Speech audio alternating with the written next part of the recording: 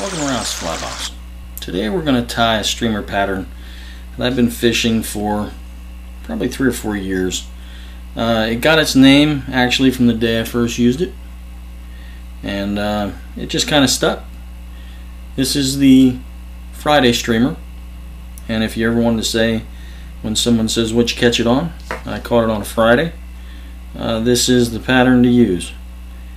That's how it got its name for me. And it's a fairly effective streamer across the board through Pennsylvania. I have fished it in Virginia and it's done well. But let's go over how I tie it. I start out with a size 4 Daiichi 2370 Dick to lure hook. It's a 7X long hook and black 6/0 thread. And I'm going to start my thread right at the back of the eye, the tapered eye, and I begin by tying in small silver tinsel.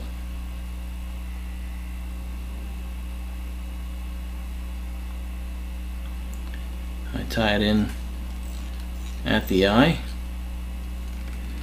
and then I wrap back over it, keeping it somewhat on the top of the hook, and I bring my thread back to the point of the hook. That's where I want to stop. Get my tinsel out of the way. Next material you're going to tie in is blue floss.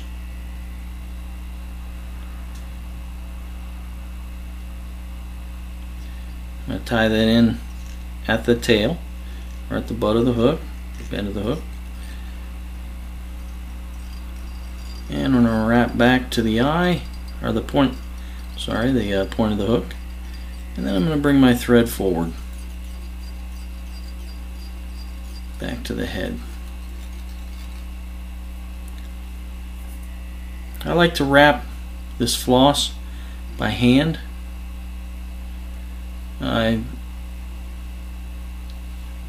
You can use a bobbin, and I do, but it tends to separate more. I can manage it a lot better by hand. A little slower by hand, but I can do it. If I use my hand,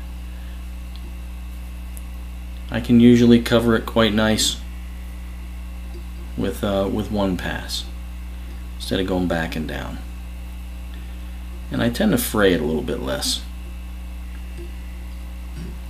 I can give a slight twist in between wraps. And this is the tedious part for you to watch.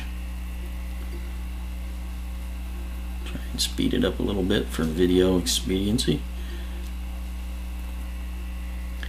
I debated tying this pattern in stages for you in separate videos, but I'm going to try and get it all in on one video. We'll see how that goes. This is the slowest portion of the pattern.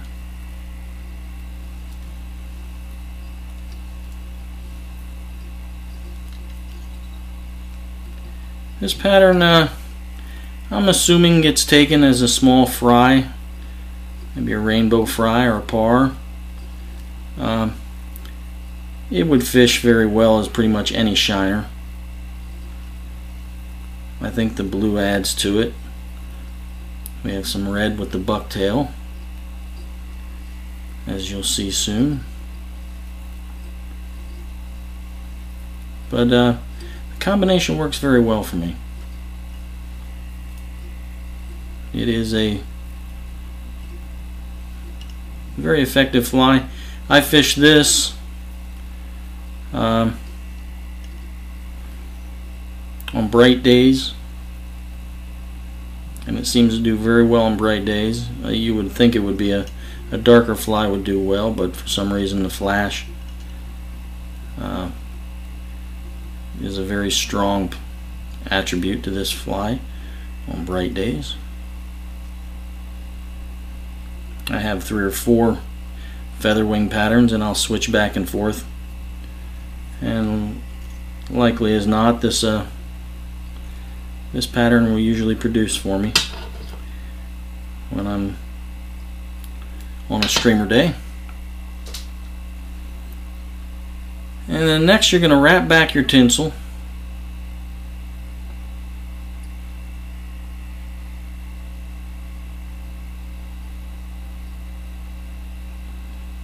Get it started. I tie it in a little slanted. And you're going to wrap your tag. You're going to bring your tag back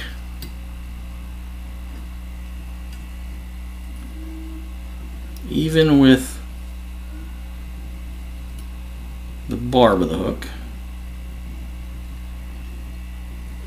And then you're going to bring it back forward nice and even.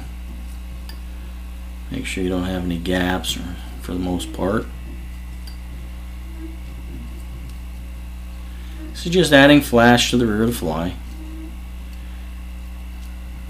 And then we taper up that step to the body.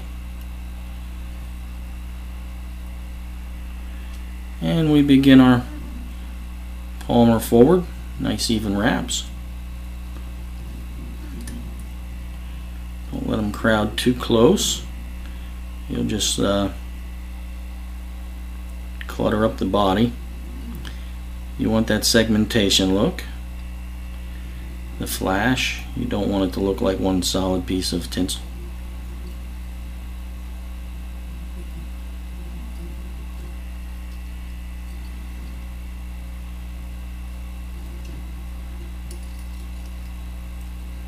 Get my thread out of the way since I'm bouncing things around a little bit.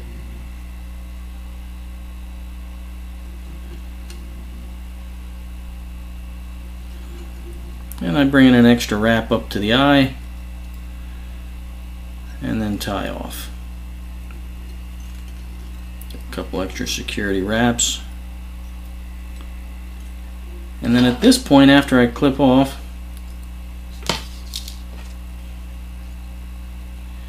I give a quick 2-turn whip finish.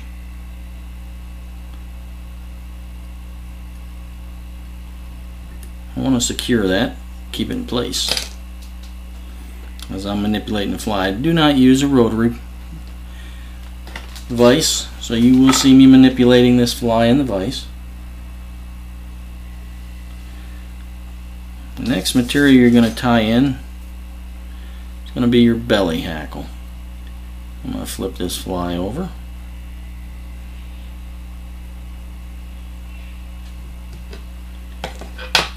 And you're going to tie in a small section. When I say small, I mean smaller than you would think. Tie in a section of straight bucktail. What I like to do is stack it by hand. I get even fibers first. I take the long fibers out.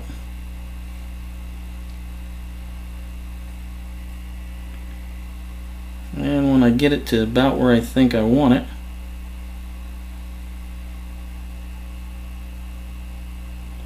I cut it in half. And then I measure. I want this hackle to extend, or this hair to extend about a gap length past the bend of the hook. And I want it to set right on the head, so I measure and clip.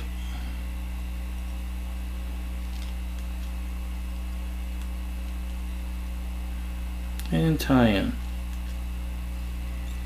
Tie in a little extended. I want this hair to be, I don't want it to flare too much. I don't want it to flare too much past the gape of the hook, really. I want it to lay fairly flat. If I have any obvious problem fibers. I'll pull them off now before I really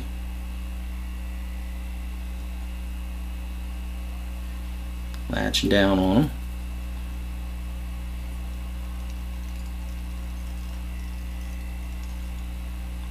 And then again, since I manipulate the fly, and put a quick 1 or 2 turn whip finish in there.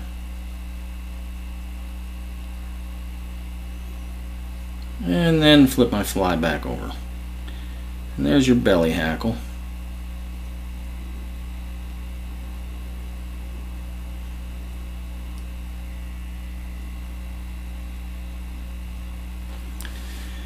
Next material you're going to tie in is root beer deer hair. And I like to take the hair off the base of the bucktail.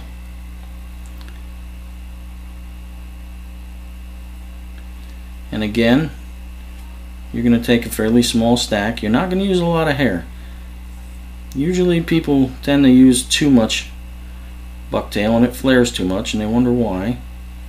And it's just because you got too much. You got to wrap down a little bit tighter to keep it in place. Naturally flares the hair.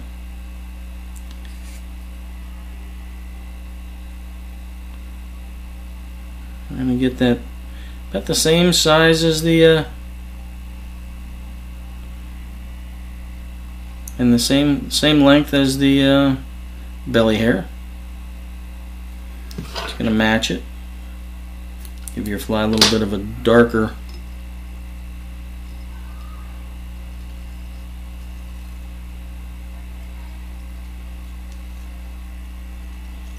and we're going to wrap that in.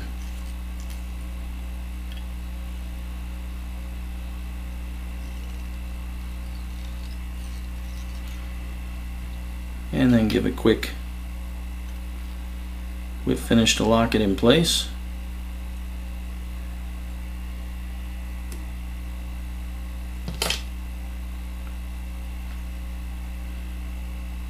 And at this point, I like to give a little dab of Sally Hansen's. Help secure that hair. The next material you're going to tie in is your wing. I've pre-prepared the wing here as it is, with the wing and the shoulder feather. This is a grizzly hen hackle and a ringneck pheasant rump feather.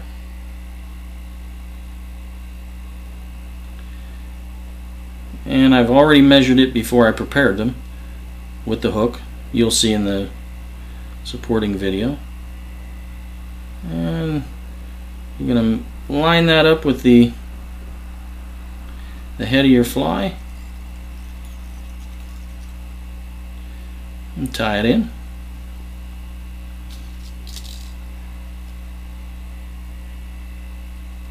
It's a little bit long. Pull that forward just a bit. And then we're going to line up the other one. It is an opposing feather by design.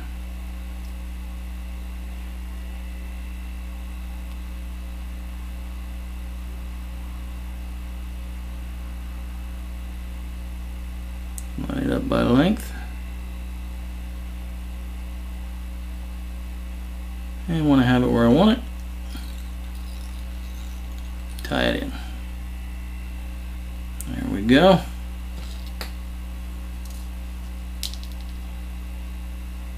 And you'll see me do this a number of times. I've found this helps for me. I'm going to whip finish right now. I don't want them to slip because I'm going to have to clip off the butts. And what I have found is at times if I don't whip finish,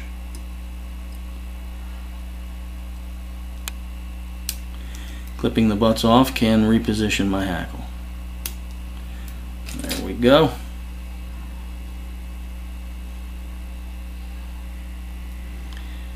And then we're going to hold the wings in place so they don't move.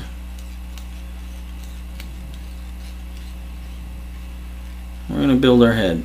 I like to go back to the back, come forward for a few turns, back to the back. The head, come forward for a few turns to avoid the head slipping on me. I don't want to have it pile up on the eye. And we get a good taper there.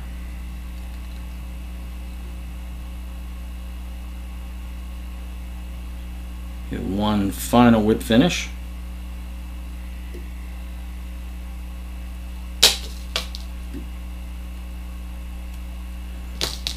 And clip it off.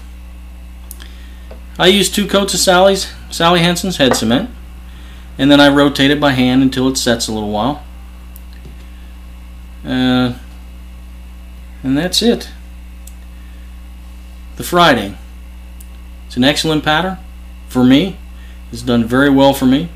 I hope it adds to your box. If you like tying feather wing streamers, by all means give it a chance. I think you'll be surprised.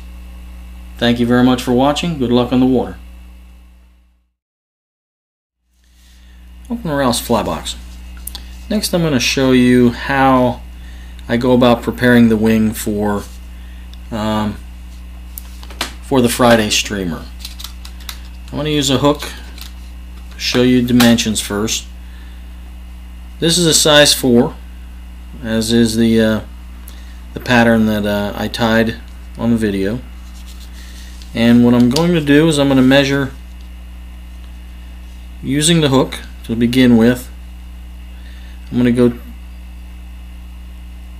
2 gap lengths past the bend of the hook.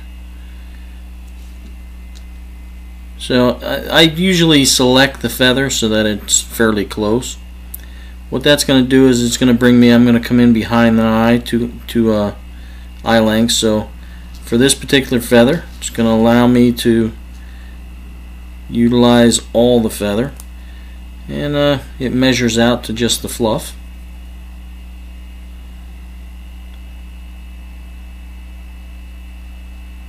And you'll see how I prepare it. You just strip off the feather to where it measures correctly on the shank of the hook. I like to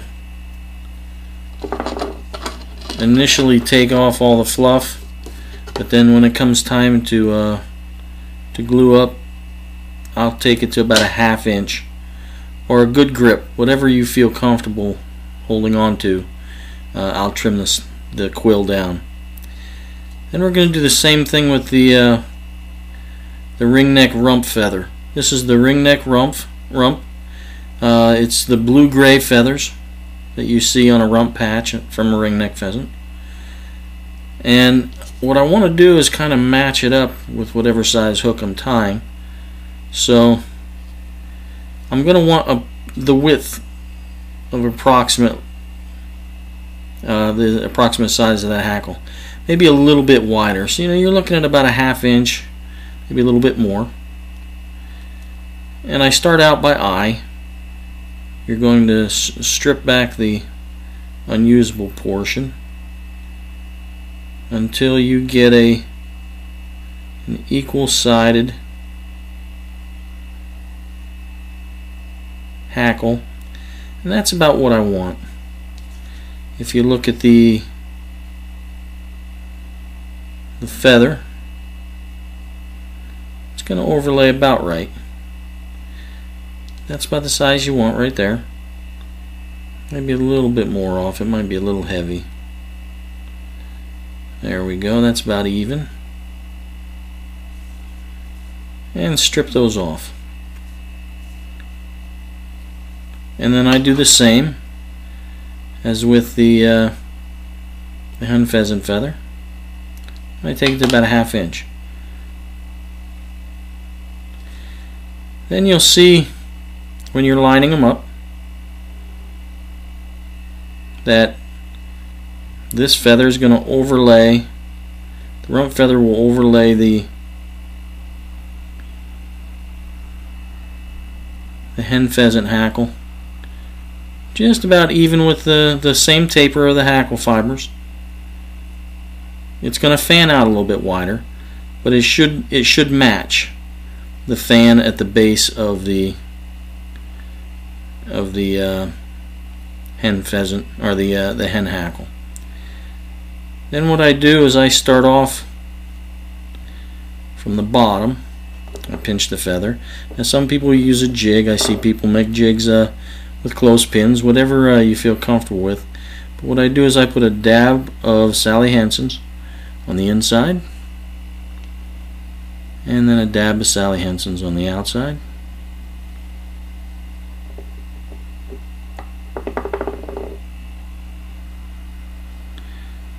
And then I hold it and allow that Sally Hansen's to set. If you match the feathers and they're opposing feathers the correct way, you take them from the same side of the rump, same side, you match the curvature, they'll press together and lay nicely, just like that. And once that glue sets, or that fingernail polish sets, you will be able to manipulate it fairly well. As long as you don't abuse it, it'll stay just like that. And that's how I prepare my feathers. Hope that helps you. I hope that helps you understand how I prepare the wing for the Friday streamer. Thank you very much.